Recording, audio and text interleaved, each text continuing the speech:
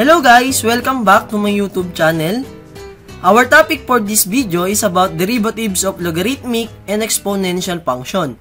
So, konting review lang muna tayo guys dito sa logarithmic function. The logarithm of a number is equal to the exponent of its base. So, given y equals sa a raised to x, so naka-exponential form yan. Kung inilipat natin yan sa logarithmic form, so equal yan sa log to the base a of y equal sa x. So, tatandaan ninyo, itong a yung magiging base natin, then ito yung exponent, then ito yung y. Ano? So, y equal sa a raised to x. Balikan lang natin guys yung properties of logarithm. Log to the base a of x times y. So, saan ba equal yan? Equal yan guys sa log to the base a of x plus log to the base a of y. Kapag naman log to the base a of x divide y, equal naman ganyan guys, minus naman. So, magiging log to the base a of x minus log to the base a of y. Then, log to the base a of x raised to n. So, equal yan guys sa n times log to the base a of x. So, napansin nyo, yung n, nilagay lang na natin dito sa umpisa. Then, log to the base a of a ay equal sa 1. So, bakit ba naging 1? So, let log to the base a of a ay equal sa x. So, solve lang natin yung value ng x. So, syempre, pag nilipat natin yan sa exponential form, magiging a equal sa a raised to x. Then, para maging a lang talaga yung a na to, syempre, yung exponent nito is 1. Tama ba? So, a raised to 1 ay equal sa a raised to x. So, therefore, yung x natin ay equal sa 1. So, ibig sabihin, yung log to the base a of a ay equal sa 1. So, properties yan guys ni logarithm. So, tatandaan nyo yan guys kasi yan ay magagamit natin mamaya o magagamit ninyo sa pagsasolve dito sa derivatives of logarithmic function. And another properties of logarithm, so kung meron tayong log to the base a of a raised to n, so ililipat lang natin guys yung exponent dito. So baba lang natin doon. So magiging n times log to the base a of a. Then alam naman natin guys yung log to the base a of a ay equal sa 1. So ibig sabihin equal na lang yan sa n. Then note lang guys, kapag napansin nyo na walang base dito, ibig sabihin guys, yung base nyo ay 10. So, ibig sabihin nito, log to the base 10 of y equal sa x. So, pag nilipat natin yan sa exponential form, y equal sa 10 raised to x. So, tatandaan nyo guys yan ha. Kapag wala kayong nakitang nakalagay na base dito, ibig sabihin, 10 yung base nya. So, relationship between common logarithm and natural logarithm. So, sa common logarithm, guys, pinakita ko na sa inyo kanina to, yung log to the base a of y equal sa x. So, ibig sabihin yan, pag nilipat natin sa exponential form, y ay equal sa a raised to x. Dito naman, guys, kay natural logarithm, ln y equal sa x means y equal sa e raised to x. So, ibig sabihin kasi ng ln, yung base niyan, guys, ay e. So, yung ln y, equal yan sa log to the base e of y.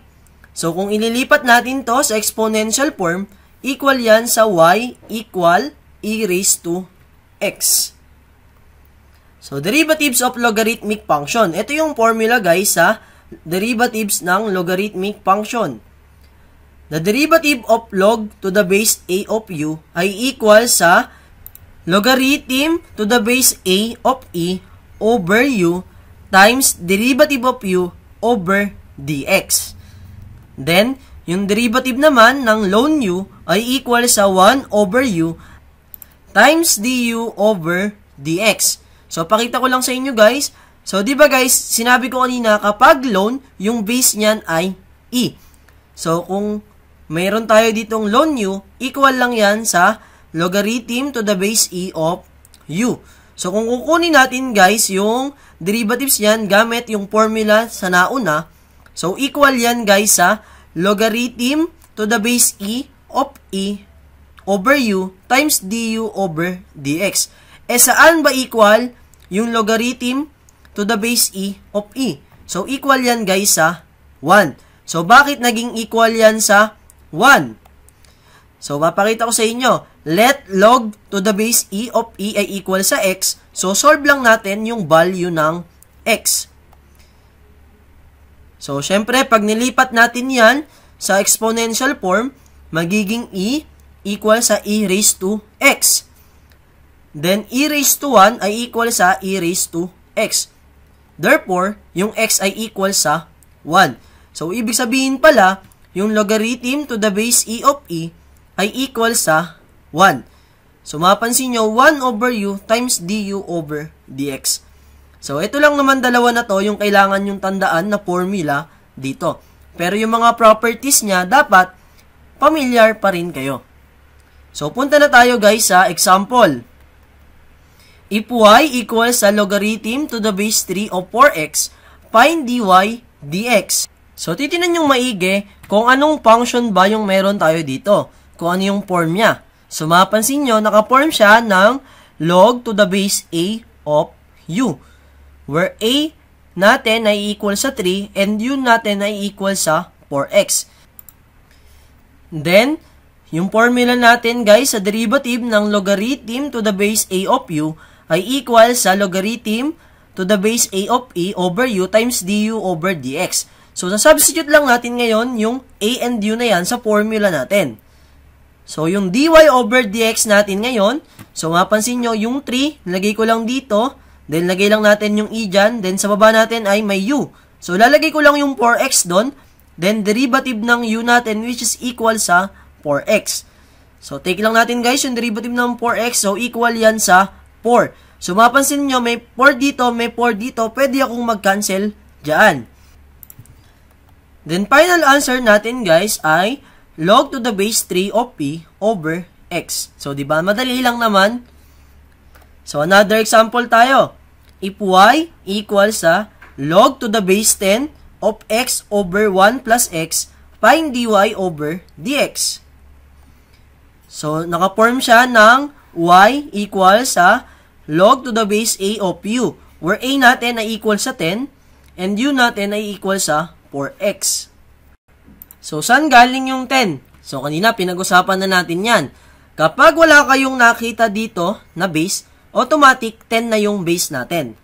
So, gamit ulit guys yung formula na yan, sa-substitute lang ulit natin yung 10 and yung 4x. So, magiging logarithm to the base 10 of e over x over 1 plus x times sa derivative ng x over 1 plus x. So guys, mapansin nyo, hindi ko na sinama yung base 10 para hindi na tayo mahirapang magsulat. Kasi automatic naman nga, kapag walang nakalagay na base, 10 yung base niya. Then, kunin lang natin guys yung derivative ng x over 1 plus x. So, gagamitan natin to ng quotient rule. Yung b squared. So, ito yung b. Ito yung u natin, x, then u natin, b, then b squared. So, take lang natin guys yung derivative ng dx over dx. So, equal yan sa 1. Then, mapapansin nyo, ano ba yung derivative ng 1 plus x? So, syempre, yung 1 ay 0. Then, yung x ay 1. So, 0 plus 1, 1 lang din yan. Then, simplify lang natin guys. So, magiging 1 plus x na lang to, minus x. Tanggalin lang natin yung parenthesis. Then, mapapansin nyo guys, ito, may 1 plus x ka dito, then may 1 plus x ka dyan. So, pag nilipat natin yan, tinanggal na natin yung parenthesis, then tanggalin na natin yung 1 plus x dito. So, makakancel yung isa dito, magiging 1 plus x na lang. Yan. So, magiging logarithm to the base 10 of e over x times 1 over 1 plus x. So, simplify lang natin. Final answer natin ay log to the base 10 of e over x times x plus 1. Another example, if y equals sa log to the base 10 of 3x quantity squared, find dy over dx. So guys, ingat kayo ha, baka pag may nakita kayong ganitong klase na problem, ang gawin ninyo, yung 2 ilagay nyo dito. So, yung properties natin kanina na nilababa natin yung 2 o yung n, kapag yung 3x lang mismo yung naka-squared. Pero kapag yung buo, hindi natin pwedeng gawin yon. So, gagamitan natin ngayon to ng power rule. Kasi diba naka u raised to n siya. So, meron tayo ditong y equals sa log to the base 10 of 3x quantity squared. So, gagamitin natin dyan yung n u raised to n minus 1 times du over dx. So, yung n natin dito guys ay 2. So, yun lang yung nilagay ko guys ha, 2. Yung u natin ito. So, 2 minus 1, 1 yan. Then, derivative ng u natin. So, take lang natin yung derivative niyan. So, lagay lang ulit natin yung formula ng logarithm of a to the base u. So, yan yan. Then, yung a natin dyan ay equal sa 10. And yung u natin ay equal sa 3x. So, baba lang natin ito. Then, yung 1, di ko na nilagay guys. So, yung formula natin ay ito. So, substitute lang natin. So, hindi ko na guys nilagay yung base na 10. So, u natin ay 3x. Then, kunin lang natin yung derivative ng u natin which is yung 3x. So, equal yan sa 3. So, mapapansin nyo, pwede na tayong mag-cancel ng 3 dyan. So, guys, 3 yan na yung kakancelin, hindi yung x ha. So, magiging 2 times log to the base 10 of 3x times log to the base 10 of e over x. So, yan na yung final answer natin. Another example, if y equals sa ln of 3 minus 2x, find dy over dx. So, ito naman guys ay ln u naman. So, lagay lang natin guys yung u natin ay equal sa 3 minus 2x. Then, yung formula natin na 1 over u times du over dx. Ang hirap tandaan ng formula natin, ano? So, substitute lang natin guys yung u. So, magiging 1 over 3 minus 2x times sa derivative ng 3 minus 2x.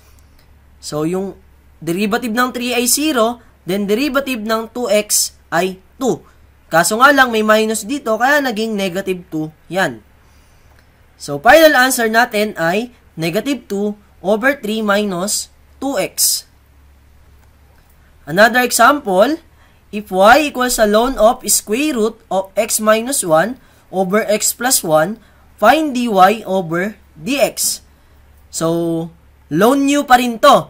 Kaso nga lang guys, yung u natin ay, ano guys, merong radical. So, tapos, naka-quotient pa siya. Ano? Pero guys, ang gagamitin muna nating formula ay ito.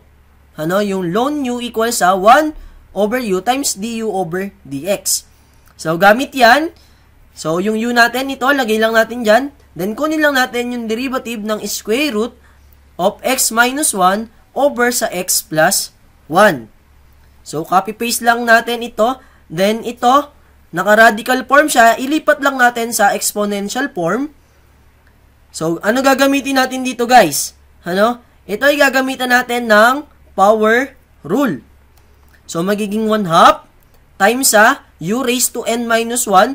So, 1 half minus 1 ay negative 1 half. Then, kunin lang natin yung derivative ng u natin na x minus 1 over x plus 1.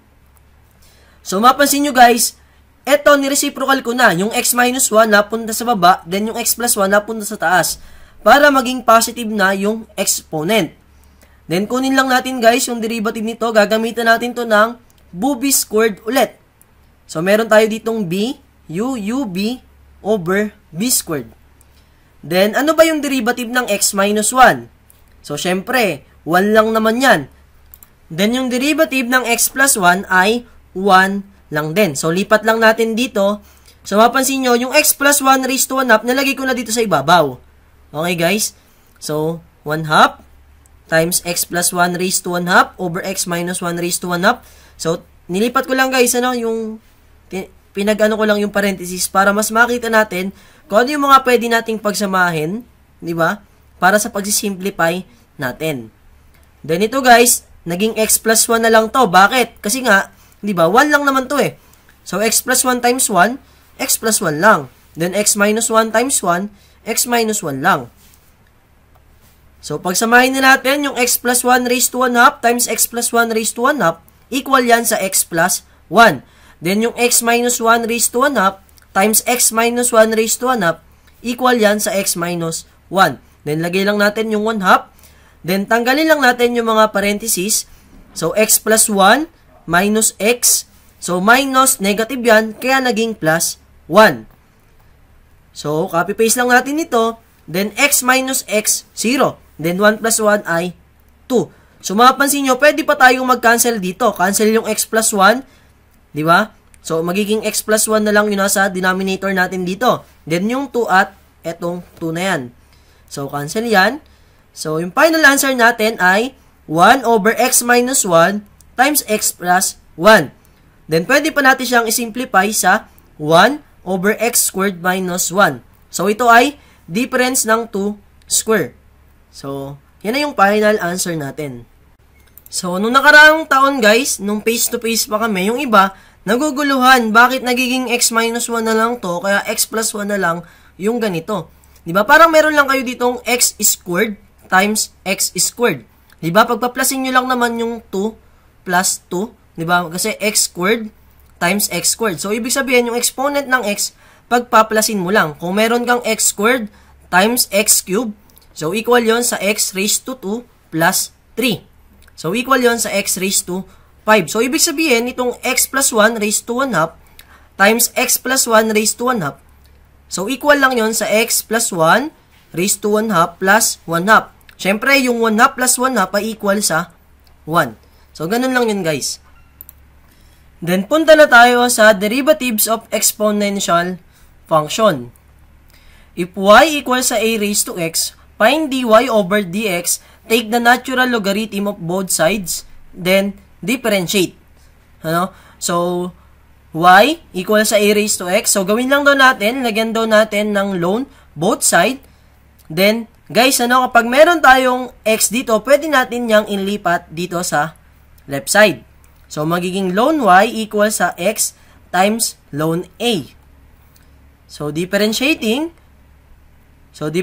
lang natin yung ln y and yung x times ln a. So, ito ay 1 over u. So, yung u natin dito ay y times du over dx. Yung u natin dito ay y. Ano guys? So, ito ay gagamitan natin ng product rule. So, magiging x times sa derivative ng ln a plus ln a times sa derivative ng x. Then, ano ba guys yung derivatives ng ln a na yan? So, equal yan sa 0. Dahil constant yung ln a. Then, yung derivative ng x ay 1. So, usin lang natin. So, x times 0 equal sa 0. Then, yung ln a times 1 ay equal sa ln a. So, lipat lang natin. So, dy over dx ay equal sa y times ln a. So, yung y na to, nilagay ko lang dito sa kabila. Kasi ang hinahanap natin yung dy over dx. So, yung y natin ay equal sa a raised to x. Saan galing yan? Yan yung mismong function natin.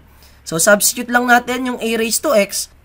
So, dy over dx ay equal sa a raised to x times ln a.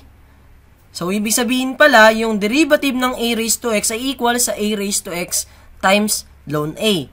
So, kung titignan natin guys, ano, ito guys, nag-cancel tayo dito ng dx over dx. Kasi nga, x lang naman yung meron tayo dito. So, paano kung yung exponent natin dito ay sabihin natin x squared, ano, 5x squared plus x. So, ibig sabihin, hindi na tayo basta-basta magka-cancel. Kukunin na natin ngayon yung derivative nun. So, in general, yung derivative ng a raised to u over dx ay equal sa a raised to u times ln a times du over dx. So, nagkaroon lang tayo ng du over dx. So, yan yung formula natin dito. Then, yung formula naman ng derivatives ng eu ay equal sa eu raised to ln e times du over dx. Pero, yung ln e ay equal sa 1. So, ibig sabihin, ito na lang yung magiging formula. So, eu o e raised to u times du over dx. Pero, teka, saan nga ba galing yung ln e na equal sa 1? So, pinakita ko na sa inyo yan kanina. Sa umpisa pa lang. So, papakita ko ulit sa inyo, yung ln e kasi ay equal sa log to the base e of e. So, let log to the base e of e ay equal sa x. So, solvein lang natin yung value ng x. So, ililipat lang natin yan sa exponential form. So, syempre guys, para maging e lang yan, o yung e na yan mismo, ang exponent niyan ay 1. Therefore, yung x natin dyan ay equal sa 1. So, ibig sabihin, yung ln e ay equal sa 1. So, yan guys, ay dapat nyong tandaan. Ano guys? Ln e ay equal sa 1. Then, meron pa ako sa inyo guys, ipapakita na pwede nyong magamit sa pag-solve dito sa derivatives of exponential function. So, saan ba equal yung ln 1? Let ln 1 equal sa x. Solve lang natin guys yung value ng x. Kung saan nga ba equal yung ln 1 na yan. So, alam naman natin guys, ang ln, yung base niyan ay e. So, ibig sabihin, log to the base e of 1 equals sa x. Then, lipat lang natin guys sa exponential form. So, magiging 1 equal sa e raised to x. So, paano ba natin magiging 1 lang ito? So, ano ba yung e raised to 0? Di ba equal yan sa 1? Therefore, yung x natin ay equal sa 0. So, ibig sabihin pala, yung ln 1 ay equal sa 0. So, pag may nakita kayo kagad guys na ln 1, automatic 0 yun. Then, ito pa yung isa. Saan ba equal yung e raised to ln x? Let y equal sa e raised to ln x. Then, solve lang natin yung y kung ano ba yung value niya. So, lagyan lang natin ng natural logarithm o ln both side. Then, ibaba na natin yung ln x dito sa right side. Etong nasa right side na to, lipat lang natin dito. So, magiging ln y equal sa ln x times ln e. Then, saan ba equal yung ln e? Ayun o, ang laki-laki. Equal yan sa 1.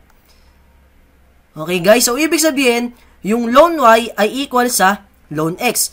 Then, kung kanina naglagay kayo dito ng ln both side, since meron naman to both side na ln, pwede rin nating tanggalin yan. So, ibig sabihin, yung y ay equal sa x.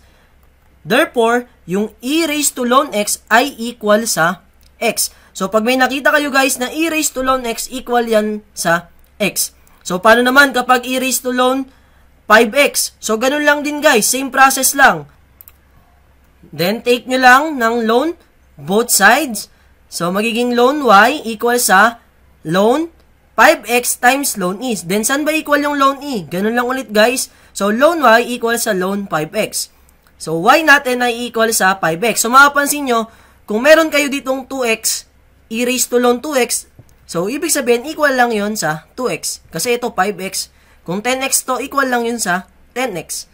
Ano guys? So, yung tatlo na to, tandaan nyo lang, kasi baka magamit ninyo dito sa pag-solve sa derivatives of exponential function.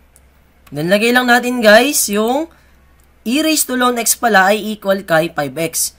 So, guys, itong formula na to, yan ang pinakamahalaga niyang tandaan, syempre. Then, ito dapat, familiar na rin kayo.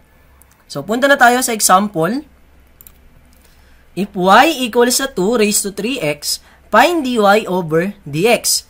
So, yung form niyan ay y equals sa a raised to u, where a equals sa 2, and yung u ay equal sa 3x. So, lagay lang natin yung formula natin sa derivative ng au. Equal yan sa a raised to u times ln a times du over dx. Then, substitute lang natin guys yung a na to na equal sa 2, then yung u na to na equal sa 3x. So, dy over dx natin ay equal sa 2 raised to 3x times ln 2 times sa derivative ng 3x. So, saan ba equal yung derivative ng 3x? So, syempre, equal yan sa 3. Then, simplify lang natin guys. So, lagay lang natin dito yung 3. Then, yung 3 na yan, di ba, property ni logarithm, pwede natin yan ilagay dito. Magiging 2 raised to 3. Then, saan ba equal yung 2 raised to 3? So, equal yon sa ln 8. So, yun na yung final answer natin. Another example, if y equals sa x times e raised to negative x squared, find dy over dx. So, ano napansin nyo dito? Product. Product ni x times e raised to negative x squared. So, yan yung function natin. So, gagamitan natin yan ng product rule. So, meron tayo ditong x times sa derivative ng e raised to negative x squared plus e raised to negative x squared times sa derivative ng x. Then, alam naman natin guys na yung derivative ni x ay 1 lang. So, ito na lang guys yung kailangan nating i-derivative. So, gagamitan natin yan ng derivative ng eu over dx. Okay guys? So, yan ay equal sa e raised to u times du over dx. Where u natin ay equal sa negative x squared. So, copy-paste lang natin yung x. So, equal yan sa e raised to u. Then, derivative ng negative x squared. So, ito guys, copy-paste lang natin. So, yung 1, di ko na inilagay. Then, x times e raised to negative x squared. Copy-paste lang natin. Then, ano ba yung derivative ng negative x squared? So, syempre, negative 2x lang yan. Then, ito guys, i-times lang natin dito. So, magiging negative 2x squared na. So, mapansin nyo, parehas to, both side. So, pwede nating i-factor out yan. So, ang matitira na lang dito ay negative 2x squared plus 1. So, yan na yung final answer natin.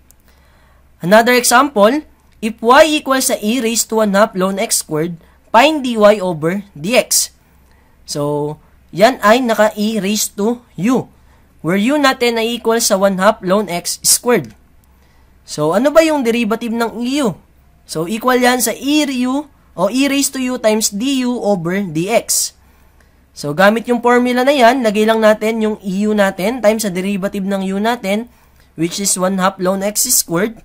So, kunin lang natin guys yung derivative nito. Parang inulit ko lang, ano? So, huwag nyo na lang pansinin. Tuloy lang tayo. So, ito guys ay gagamitan natin ng ln u. Yung u natin dito ay x squared. So, tuloy lang tayo guys. So, yung 1/2 dito, nilabas lang natin kasi constant lang naman yan eh. Then, yung derivative ng ln x squared, so 1 over u yan. So, magiging 1 over x squared times sa derivative ng x squared natin. So, tuloy lang tayo. Ano ba yung derivative ng x squared? So, syempre, 2x lang yan. So, ito guys, kinaka-copy-paste lang naman natin eh. So, mapapansin nyo ngayon, yung 2 na to, cancel lang yan. Then, yung x na to, cancel yung isa dito. So, magiging 1 over x na lang yung natira dito. So, simplify lang natin, guys. So, ito na yon. Guys, ano? Di ba property ng logarithm, kapag meron ka ditong 1/2, pwede naman natin ilagay dito.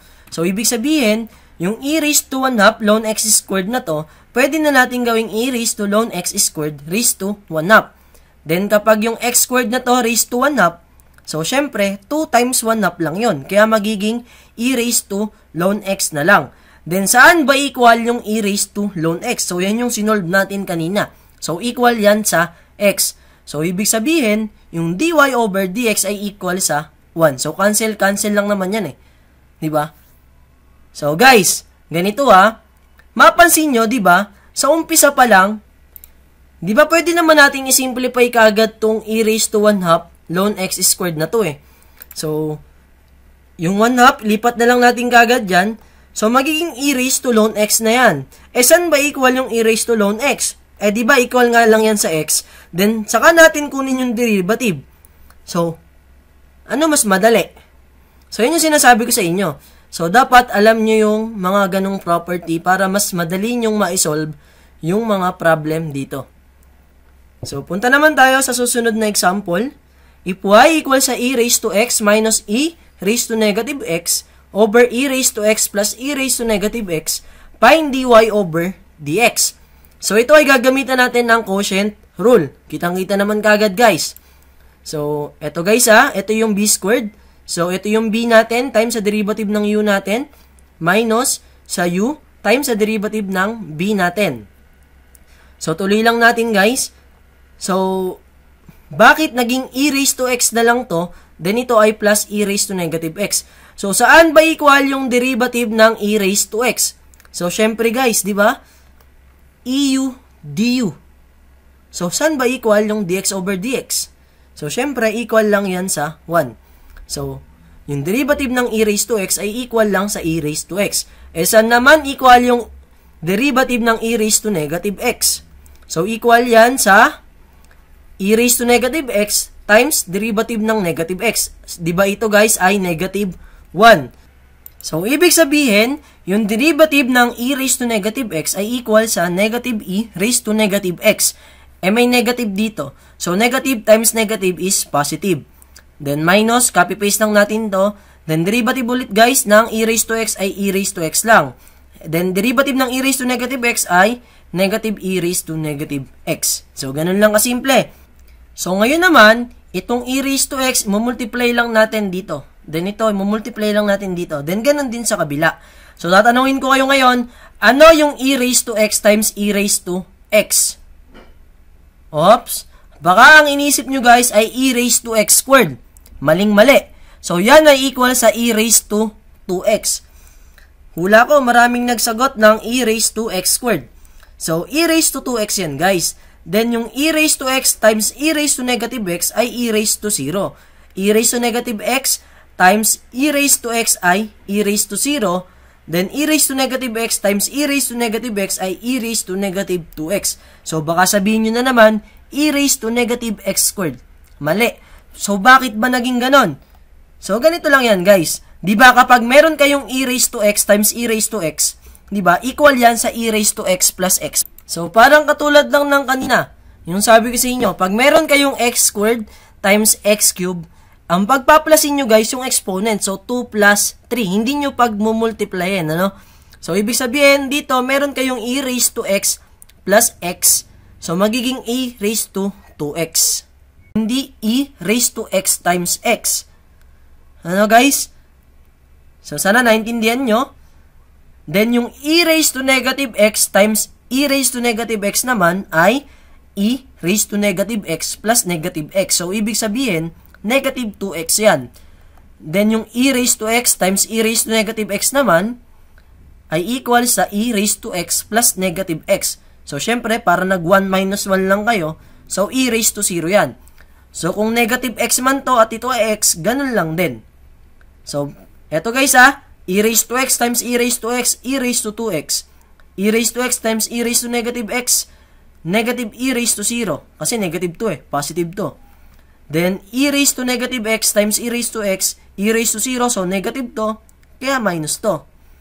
Then, negative, so magiging positive, then negative x, so naging negative 2x. So, simplify lang natin guys. So, saan ba equal yung e raised to 0? So, alam nyo naman yan, kapag ang exponent ay 0, automatic 1 yan. So, simplify lang natin. So, magiging 1 plus 1, 2 na yan. Then, distribute lang natin guys yung negative sign na yan. So, magiging e raised to 2x. Ito guys, kinapi lang natin, ano? Tingnan nyo mabuti. Then, negative. So, negative yan. Negative times negative, positive. Negative times positive is negative. Then, e raised to 2x minus e raised to 2x, so tanggal na yan. Then, e raised to negative 2x minus e raised to negative 2x, tanggal na yan. So, ang natira na lang ay yung 2 plus 2. So, yun na yung final answer natin. dy over dx ay equal sa 4 over e raised to x plus e raised to negative x quantity squared. Then, meron dito guys, yung variable with variable exponent. So, kanina kasi guys, yung variable natin, a raised to u lang. Yung u natin, yung may variable x. Paano naman guys, kapag ganito? So, to find the derivative of y equals sa u raised to x, where u and y are both functions of x, take the natural logarithm of both sides and differentiate.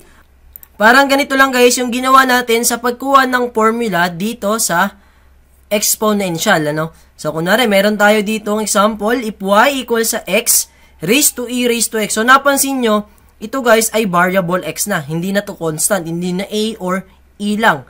So, x na siya. So, gagamitan natin yan ng ganitong paraan. So, sabi dito, take the natural logarithm of both sides and differentiate. So, copyin lang muna natin yung function natin. Then, lagayan lang natin ng ln both side. So, yung e raised to x dito, pwede na nating ibaba. Diba? Property yan ng logarithm.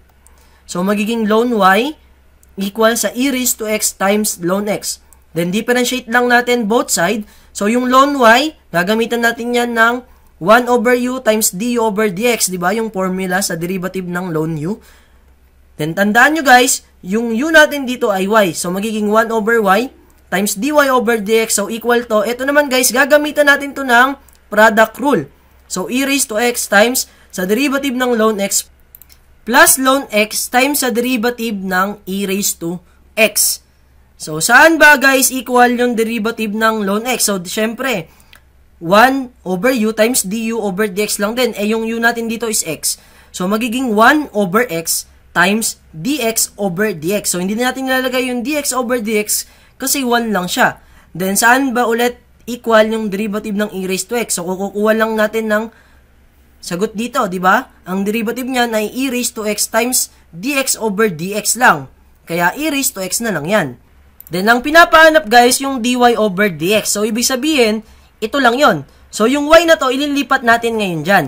So, lipat natin. So, magiging y times sa e raised to x times 1 over x plus ln x times e raised to x.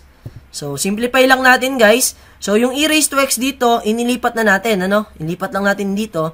Then, mapapansin nyo, bakit nagkaroon tayo dito ng x times e raised to x? Y yun. Saan ba equal yung y natin? So, syempre, equal nga yan sa x. Ito yun guys, oh. Ayun, oh. X raised to e raised to x. Then, itong e raised to x, dahil common sila, pwede nating ilabas. Yan. Okay, guys? So, ito na yung final answer natin. Nilabas ko lang, guys, yung e raised to x. Huwag kayong maguluhan. Another example, if y equals sa x raised to x cube, find dy over dx. So, yan yung equation natin, ano? So, nagyan lang natin ln both side. Then, baba natin yung x cube. So, ganun lang lagi yung gagawin natin. Ano? Dito kay variable with variable exponent. Then, differentiate lang natin both side. So, yung kabila ulit, magiging 1 over y times dy over dx. Then, ito ay magiging product rule. So, magiging x cube times sa derivative ng ln x plus ln x times sa derivative ng x cube. So, ito ay 1 over x. Then, ito naman ay 3x squared. Then, mapapansin ninyo, x cube over x. So, tanggalin lang natin yung x na yan. Then, ito ay magiging x squared na lang. So, meron ditong x squared, meron ditong 3x squared. So, lipat lang muna natin yung 3x squared dito. So, magiging x squared plus 3x squared times ln x. Then, tingnan nyo maigi guys, 1 over y, meron pa tayo dyan. Eh, ang pinapahanap sa atin yung dy over dx. So, lipat lang natin yan. So, magiging y times x squared plus 3x squared times ln x. Then, yung y natin guys ay equal sa x raised to x cube. So, substitute lang natin. Nilagay ko na dito sa may taas dito. Then, ilabas lang natin yung x squared. Since parehas naman, both side na may x squared. So, magiging x raised to x cubed times x squared times 1 plus 3 ln x. Then, guys, ano, yung property natin kanina, since parehas lang naman yung base, parehas lang x, so, x cubed minus 2 lang yan. Then, yung 3 na to, lagay ko lang dito. So, yun na yung final answer natin. Okay, guys? So, hanggang dito na lang, guys, yung lesson natin. And kung may tanong kayo sa mga estudyante ko, chat lang kayo guys sa GC natin or i-PM ninyo ako. Then sa iba naman na hindi nyo ako ka-friend sa Facebook, pwede kayong mag-comment dito sa comment section. Maraming salamat guys sa pagtapos ng video natin and sana na-enjoy nyo yung panonood at sana syempre natuto rin kayo. Hanggang dito na lang guys, maraming salamat.